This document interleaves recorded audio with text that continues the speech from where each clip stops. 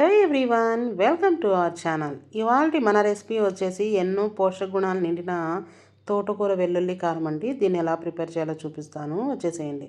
ముందుగా ఆకుకూరని నీట్గా 2 సార్లు వాష్ చేసుకొని కట్ చేసి పెట్టుకోవాలి.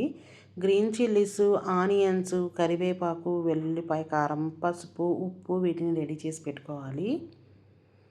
ఇప్పుడు ఫ్రై చేసుకోవడం కోసం ఒక ప్యాన్ తీసుకొని స్టవ్ మీద పెట్టుకొని ప్యాన్ కొంచెం హీట్ అయిన తర్వాత ఇందులోకి కొంచెం ఆయిల్ని యాడ్ చేసుకోవాలండి. నేనైతే 1 టేబుల్ స్పూన్ ఆయిల్ని యాడ్ చేసుకున్నాను.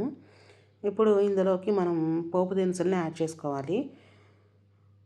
పోపు దినుసుల్ని యాడ్ చేసుకొని ఆ పోపు దినుసులు కొంచెం చిటపట్లాడిన తర్వాత ఇందులోకి మనం కరివేపాకుని కూడా యాడ్ చేసుకోవాలి. ఇప్పుడు ఈ కరివేపాకు కొంచెం ఫ్రై అయిన తర్వాత ఇందులోకి ఎండుమిర్చిని కూడా యాడ్ చేసి ఫ్రై చేసుకోవాలి.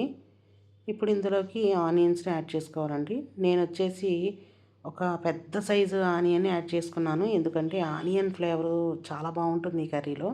సో నేనైతే ఆనియన్ యాడ్ చేసుకున్నాను. ఈ ఆనియన్ కొంచెం కలర్ చేంజ్ అయిన తర్వాత ఇందులో కొంచెం పసుపుని యాడ్ చేసి ఫ్రై చేసుకోవాలి.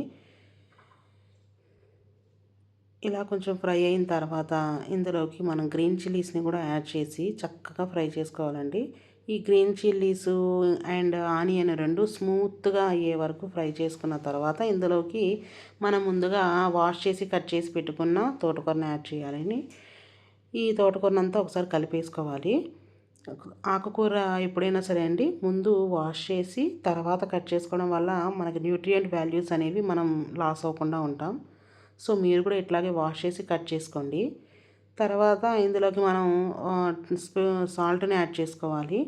ఈ సాల్ట్ని కూడా బాగా కర్రీలోకి మిక్స్ చేసేసుకొని బాగా కలిపేసుకొని ఒకసారి దీని మీద లిడ్ పెట్టేసి స్టవ్ ఫ్లేమ్ అనేది సిమ్లో పెట్టుకొని ఫ్రై చేసుకోవాలి. మధ్య మధ్యలో మూత తీసి చూస్తూ ఉండాలండి లిడ్ పెట్టుకున్న తర్వాత. యాక్చువల్గా ఇట్లా లిడ్ పెట్టుకోవడం వల్ల కర్రీలో నుంచి కొంచెం వాటర్ వస్తాయి బయటికి. ఇప్పుడు ఈ వచ్చిన వాటర్ అంతా అబ్జార్బ్ అయిపోవాలండి, మొత్తం కర్రీలోకి ఇంకిపోవాలి. మళ్ళీ ఈ వచ్చిన వాటర్ అంతా అబ్జర్వ్ అయిపోయింది అప్పటికి కర్రీ మనకి తోటకూర అయితే ఫ్రై అయిపోతుంది. ఈ తోటకూర ఫ్రైకి లేత తోటకూర అయితే చాలా ఈజీగా జస్ట్ ఒక 7-8 మినిట్స్లోనే కర్రీ ఫినిష్ అయిపోతుందండి ప్రిపేర్ చేయడం కూడా. నాకైతే జస్ట్ ఒక 8 మినిట్స్ పట్టింది అంతే ఈ కర్రీ ప్రిపేర్ చేసుకోవడం కోసం. ఇప్పుడు చూడండి వాటర్ అంతా డ్రై అయిపోయాయి. మనం చేత్తో ప్రెస్ చేసినా సరే చక్కగా మెదిగిపోతుంది.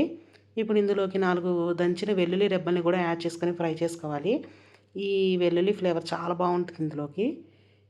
ఇప్పుడు కర్రీ అయితే ప్రిపేర్ అయిపోయింది. ఇప్పుడు ఇందులోకి ఏంటంటే మనం కారాన్ని కూడా యాడ్ చేసుకోవాలి. వెల్లుల్లిపాయ కారం యాడ్ చేసుకొని ఫ్రై చేసుకోవాలి.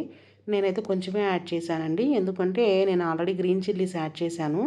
ఈ గ్రీన్ చిల్లీస్ అండ్ ఈ కారము చాలా స్పైసీగా ఉన్నాయి, సో నేను తక్కువ యాడ్ చేసుకున్నాను. మీరు మీ టేస్ట్కి తగ్గట్టు కారాన్ని యాడ్ చేసుకొని ఫ్రై చేసుకోండి. అంతేనండి, తోటకూర వెల్లుల్లి కారం రెడీ అయిపోయింది. ఇదైతే హెల్త్కి చాలా మంచిది అండ్ టేస్ట్ కూడా చాలా బాగుంది. మీరు కూడా ఈ రెసిపీని ట్రై చేయండి. మీకు ఎలా వచ్చిందో నాకు కామెంట్లో తప్పకుండా చెప్పండి. ఇలాంటి మరిన్ని రెసిపీస్ కోసం నా ఛానల్ని సబ్స్క్రైబ్ చేయండి, షేర్ చేయండి, లైక్ చేయండి. మీ ఫ్యామిలీ ఫ్రెండ్స్కి కూడా నా ఛానల్ని షేర్ చేయండి. Thank you.